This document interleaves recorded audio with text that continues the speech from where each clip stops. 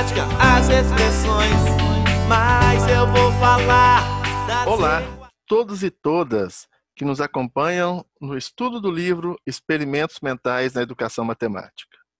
Neste vídeo de hoje, vamos falar um pouquinho sobre signos, a conceituação que Peirce traz sobre signos e o que isto pode nos ajudar a compreender este pensamento matemático que tem a base na semiótica deste grande autor.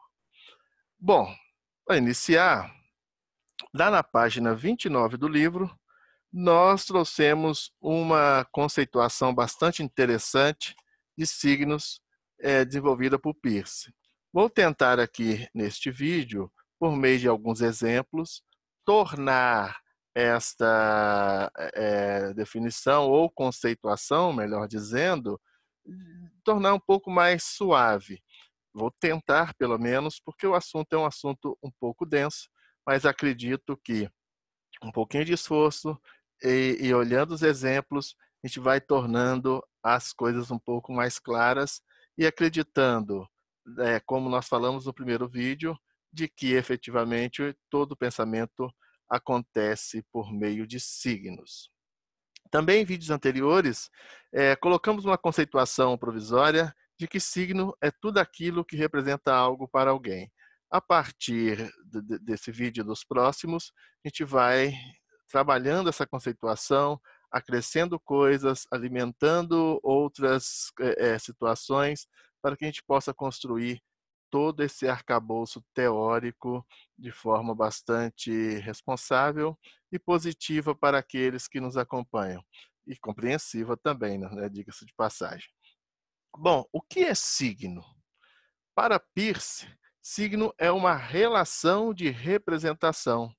Ou seja, o signo media a relação entre o objeto e o interpretante. Note que agora estamos trazendo 3 elementos: o signo, o objeto e o interpretante. A gente poder entender um pouco essa dinâmica, né, vamos então trabalhar esta nova tríade que Peirce trouxe para nós. Bom, na verdade, o signo, ele representa alguma coisa, como nós falamos. Este algo que ele representa é o seu objeto. Este objeto, ele pode ser imediato, que é o objeto tal como o signo representa, ou seja, busca-lhe uma qualidade em relação a este objeto. Em outras palavras, como colocamos no livro, o objeto está no signo. Um exemplo clássico que eu venho trazendo no livro e também trago em alguns textos e artigos que venho escrevendo é um exemplo da figura que aparece aí na sua tela, né? Essa figura, ela é um signo de um objeto geométrico chamado triângulo. Eu consigo perceber esse objeto, né, que esse signo representa esse objeto, por algumas qualidades que são apresentadas, né? Os 3 lados ali, 3 vértices. Então, quando eu olho para este signo, imediatamente há uma mediação que associa este signo ao objeto matemático geométrico chamado triângulo. Mas este signo também ele pode representar um objeto dinâmico, que é uma realidade, né? Um objeto como existência. Bom, neste mesmo caso, por exemplo, eu posso acreditar que exista um objeto matemático chamado triângulo, e esse objeto tem características muito especiais, né, como lados, ângulos, a sua região interna, constituindo aí uma área.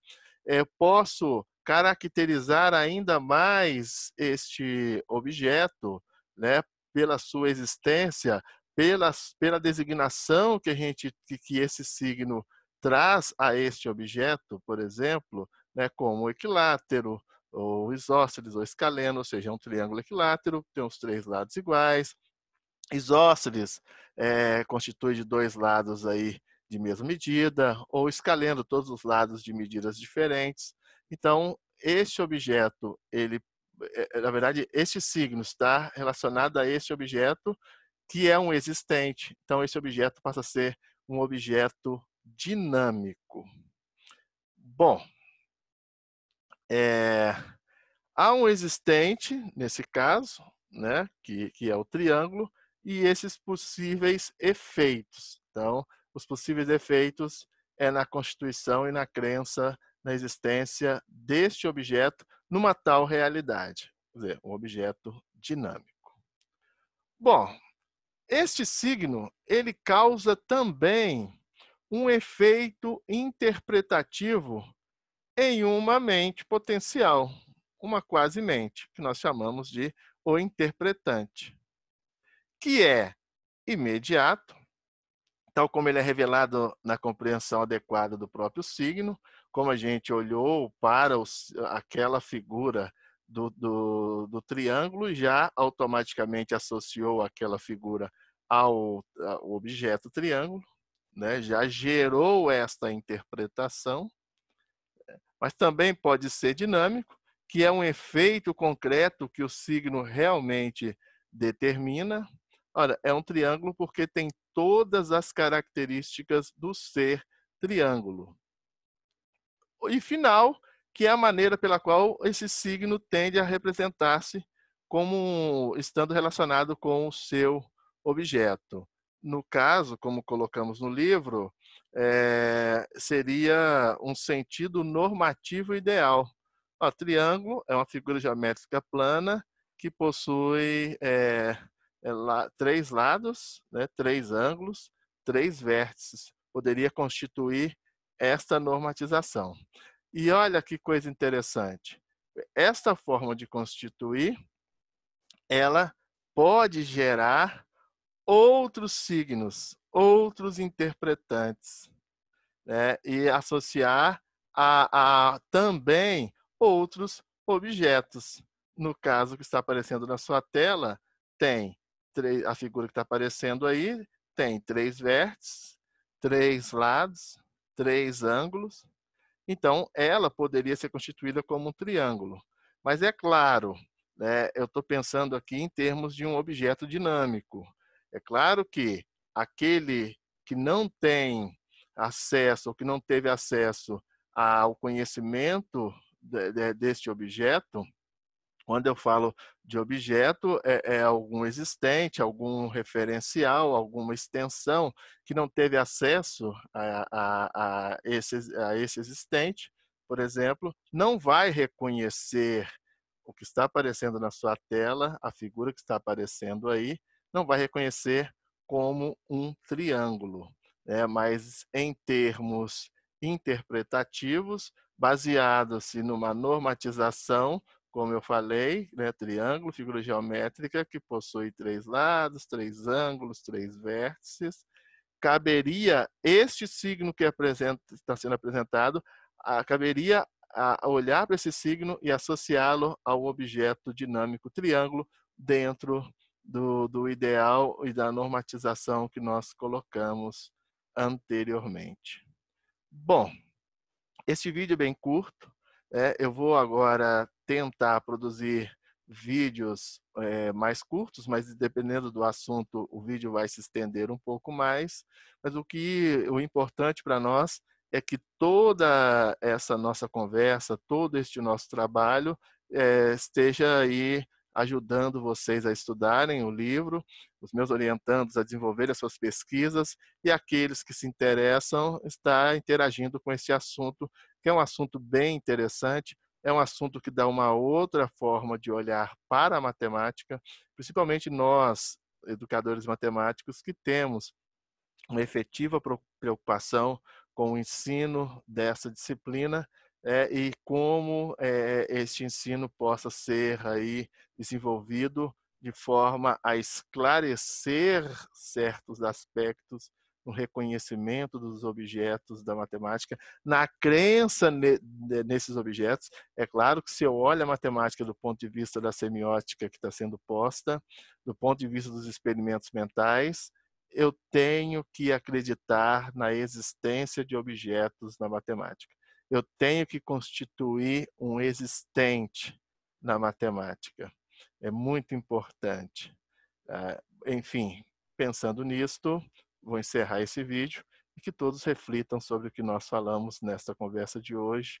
E no próximo vídeo vamos falar de ícone, índices e símbolos, que é uma outra tríade trazida por Peirce, que é muito importante para o campo da matemática. Essas três formas de raciocínio, como Peirce coloca. As coisas estão todas interligadas e vocês vão percebendo ao longo do nosso estudo. E então só nos resta despedir e fique agora aí com uma canção do Matemática em Concert para poder também aproveitar bastante este projeto. Obrigado e até mais.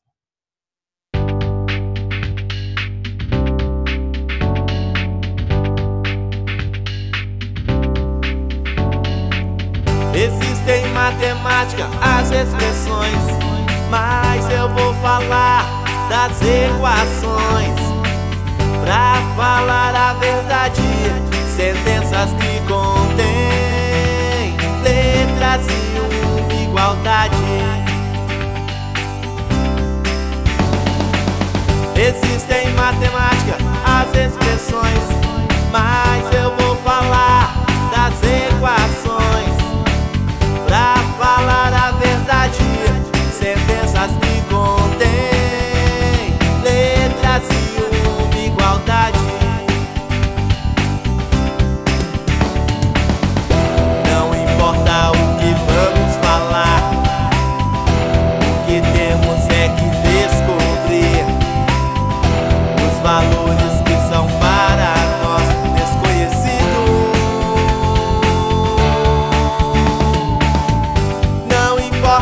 Qual é o tema? Equações vêm para resolver problemas. Não é difícil, é bem normal.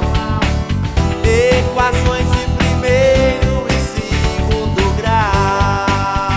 Primeiro e segundo grau. Não importa qual é o tema, equações vêm para resolver problemas. Não é difícil, é bem normal. Equações de primeiro e segundo grau.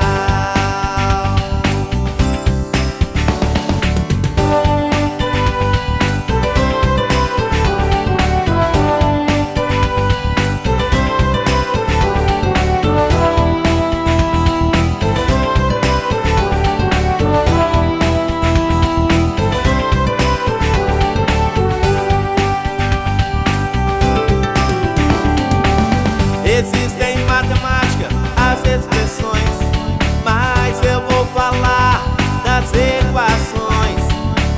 Pra falar a verdade, sentenças que contêm letras e uma igualdade. Não importa